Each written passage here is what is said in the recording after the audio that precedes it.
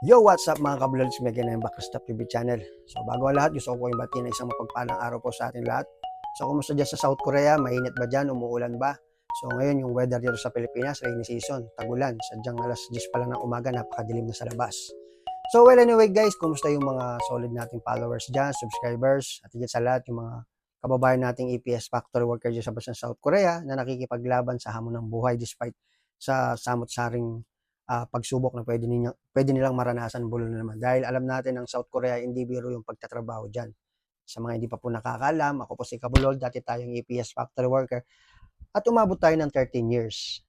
13 taon tayo nag-stay dyan. So, nag-stay tayo ng 10 years, almost 10 years bilang isang E9 visa at yung another more than 2 years, naging E7 visa na po tayo. Pero renew na lang tayo noon. Hindi ko na kailangan dumaan sa proseso sa pag-exam sa Pilipinas pag natapos yung ilang taon. One to sawa na yun, pero despite sa ganung kaganda ng visa na meron ako na pinapangarap ng iba, nag-decide pa rin ako umuwi due to medical problem dahil sumakit nga yung likod ko. Sa mga hindi nakakaalam, may videos po ako doon. But well, anyway, for today's video guys, isa sa pinakamasaya at sa buong buhay natin na masasabi natin pinaka-achievement yun bilang magulang, especially bilang tatay, makapagpatapos tayo ng pag-aaral. Isa yan sa dahilan kung bakit marami nagsasabi sa akin, Kabulol, ang hirap ng trabaho mo, sadyang napakahirap po ng trabaho ko. Tubugan, nagmomolde, yung tanso linuluto namin, tapos binubuhos namin ng walang anumang safety gear. Dahil nakasanayan na namin, napakadelikado talaga. So, tapos pag summer, ay napakahinit, sobrang init. Hindi kaya ng isang t-shirt lang. Minsan nakakalimang t-shirt ako, tsaka tatlong pantalon sa isang araw na pagpapalit-palit.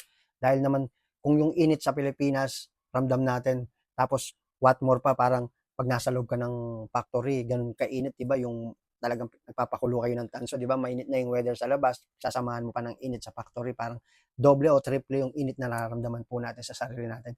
May videos din po ako doon sa mga hindi pa po nakakalam para mapanood po ninyo, mag-back view na lang po kayo sa mga videos na in-upload ko. Despite sa hirap ng trabaho, napakadelikado, may mga makakasama ka bang mga Koreano na pag mainit, madaling uminit din ang ulot, gawa ng pagod, gutom, at number one, yung talagang ramdam namin yung sobrang parang init talaga na parang nasa sauna ka, ganun po yung pakiramdam mo guys. Tiniis ko yun kung bakit. Dahil siyempre may mga responsibilidad tayo, may mga pinapaaral tayo na anak sa kolehiyo. So isa yan sa dahilan kung bakit umabot ako doon. So dumating ako sa puntong gusto ko nang umuwi, iniwan na ako ng mga kasama ko na kabatch ko, natapos sila ng almost 10 years. So ako na lang yung natira dahil sa kagustuhan ko makapagpatapos ng pag-aaral dahil hindi rin biro kasi yung kurso na kinuha ng anak ko. So parang siguro dumating yung point na yun nga nagkaroon tayo ng ano sa likod. So sadyang parang siguro may dahilan kung bakit nangyari yun. Pero plan ko talaga umuwi. Ngayong taon nito, ngayong June pa lang. Pero napaaga last year, November.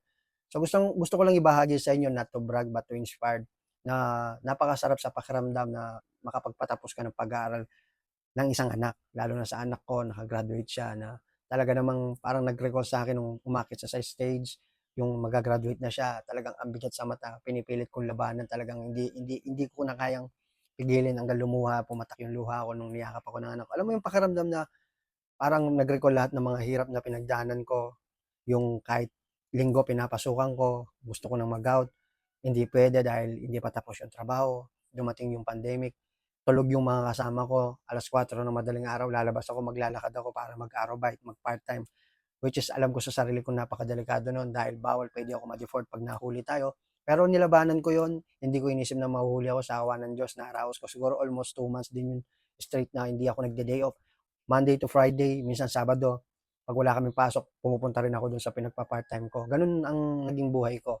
Trabaho, bahay, trabaho, bahay, tanging ang nakakapagpaaliw lang sa akin yung nakakausap mo, nakikita mo yung anak mo, pamilya mo, asawa mo, via messenger, sa video call.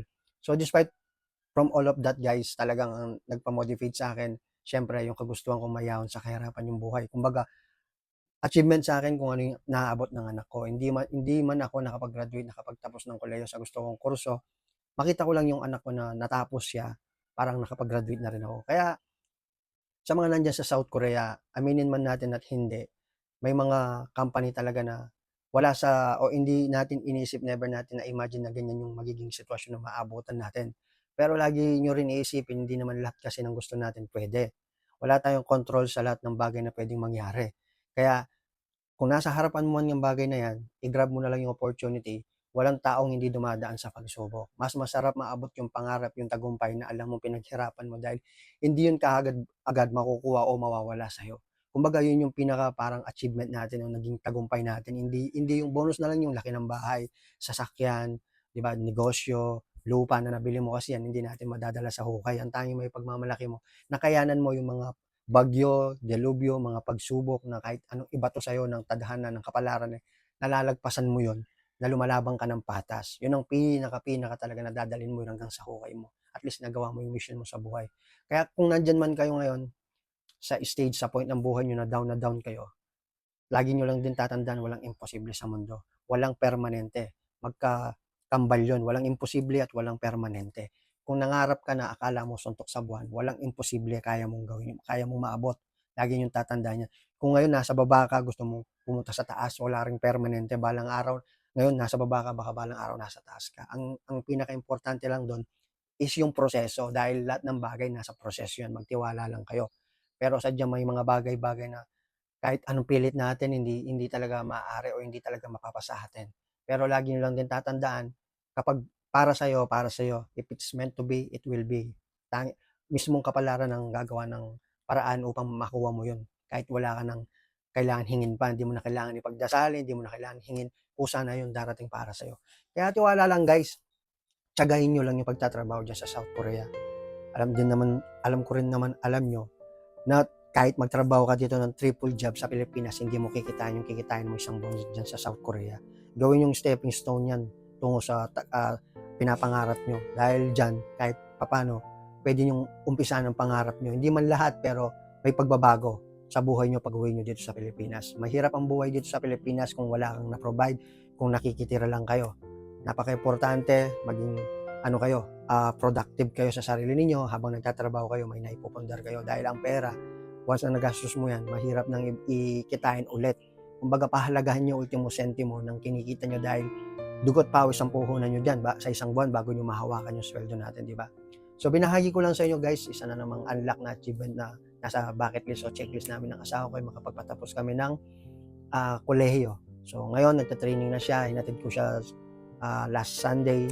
So sasakay sila sa barko, magta-training sila. So siyempre bilang ama, natutuwa lang ako, pinagmamalaki ko bukod dun sa naabot ng anak ko, sa nagawa ko rin bilang ako, 'di ba? Sino ba naman ang magkakakala sa edad kong 'to, tsaka sa naging istorya ng buhay ko, yung makakapagpatapos tayo ng isang anak na nasa kolehiyo na gusto niyang paaralan, hindi basta-basta yung pinasukan din niya at hindi basta-basta yung kursong kinuha niya.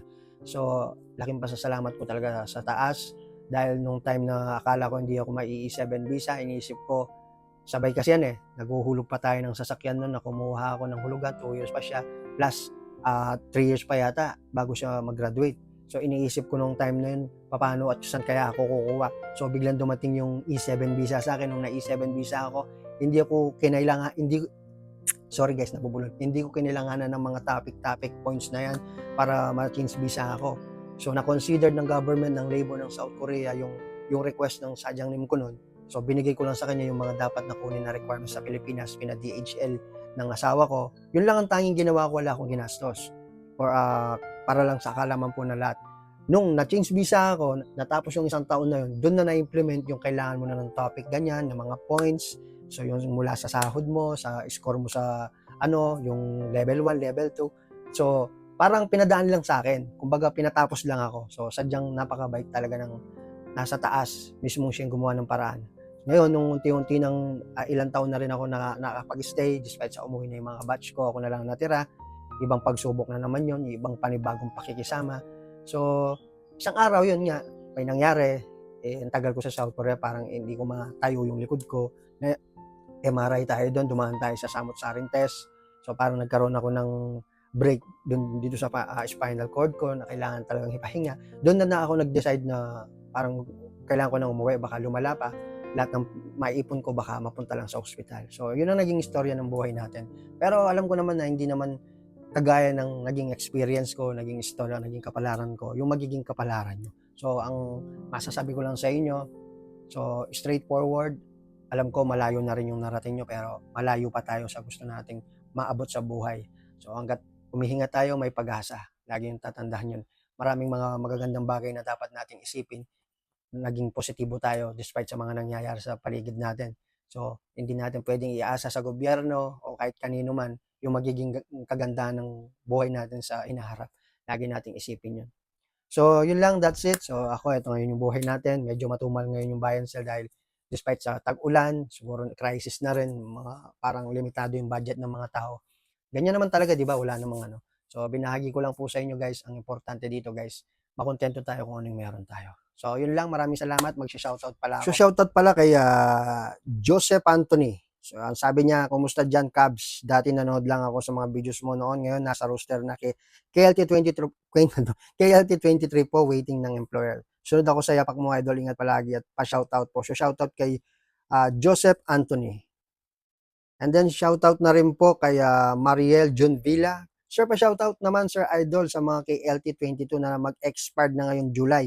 Gaya ko, itutuloy pa rin ang laban, hindi sumusuko sa hamon ng buhay. Tuloy lang. Tama po yun, fighting lang po. So, yun ang kailangan natin sa ang daming negative na nangyayari ngayon. So, magmumula yung pagiging positibo sa sarili natin, di ba?